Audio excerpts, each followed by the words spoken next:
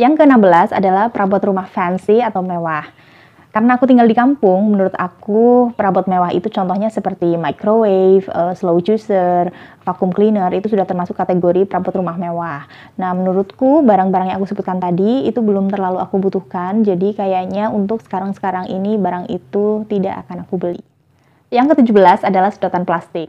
Aku sekarang sudah tidak pernah membeli sedotan plastik lagi, padahal dulu aku sering banget menyetok karena aku sering bikin jus. Tapi setelah mulai gaya hidup minimalis, aku lebih berpikir tentang barang-barang yang lebih ramah lingkungan dan lebih sustainable.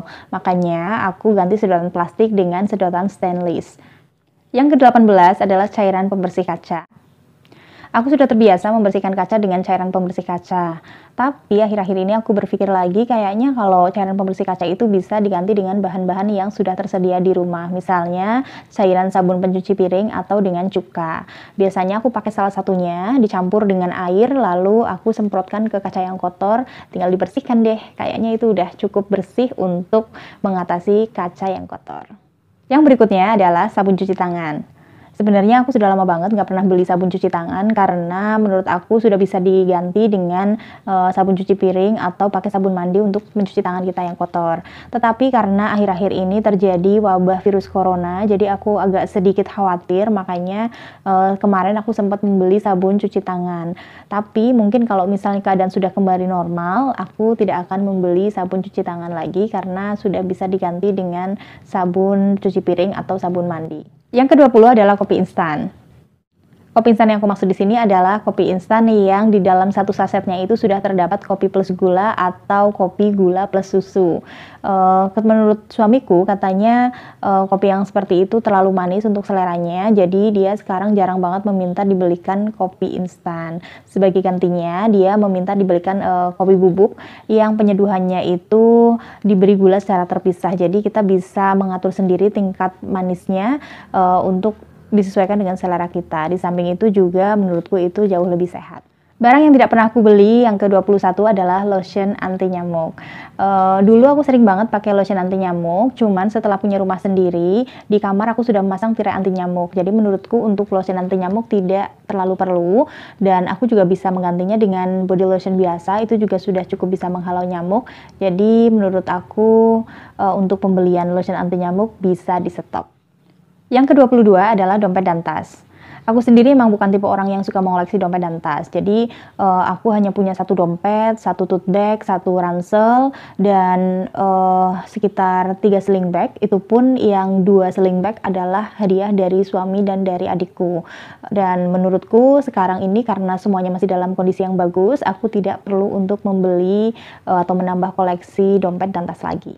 Yang ke-23 adalah makanan kaleng. Seumur hidup aku, makanan kaleng yang pernah aku beli adalah sarden.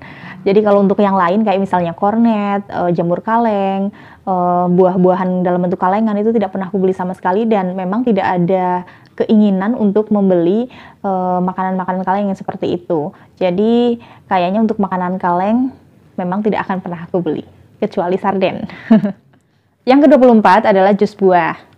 Kebetulan di daerahku banyak sekali penjual jus buah, baik itu di pinggir jalan ataupun di kios buah. Biasanya aku sering membeli jus buah dan aku bawa pulang untuk diminum bersama suamiku. Cuma jus buah yang aku beli seringnya itu tidak sesuai dengan seleraku.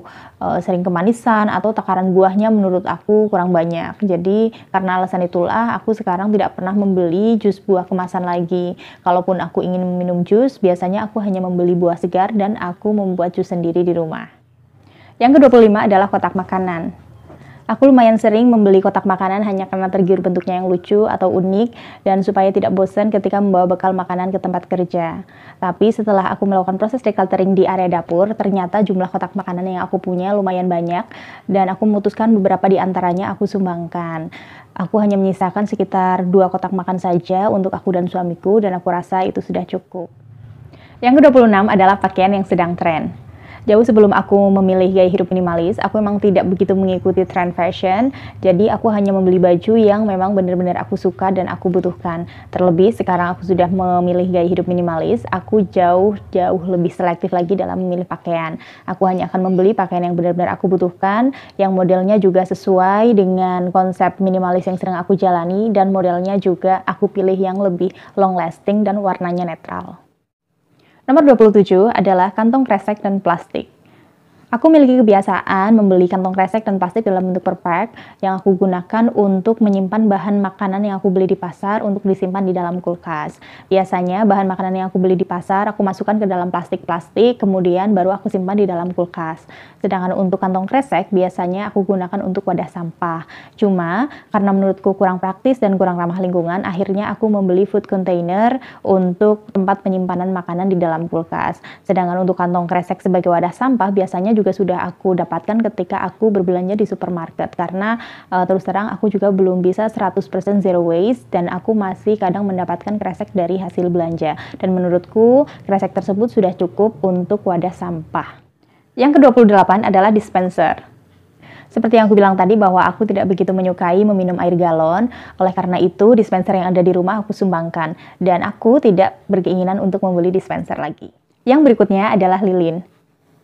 Biasanya aku selalu menyetok lilin untuk jaga-jaga kalau terjadi pemadaman listrik.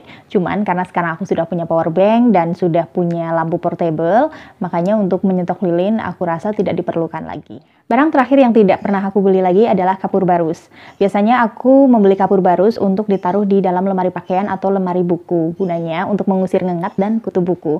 Tapi untuk sekarang aku lebih suka membersihkan lemari pakaian dan lemari buku secara berkala untuk mengusir ngengat dan kutu buku. Oleh karena itu, kapur barus tidak aku beli lagi. Di samping baunya juga menurutku kurang enak dan mengganggu kesehatan.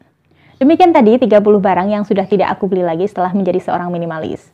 Mengutip dari kata-kata Marie Kondo dalam bukunya The Life-Changing Magic of Tidying Up, bahwa barang-barang yang kita punya di rumah haruslah barang-barang yang bermanfaat dan memberikan efek bahagia bagi pemiliknya.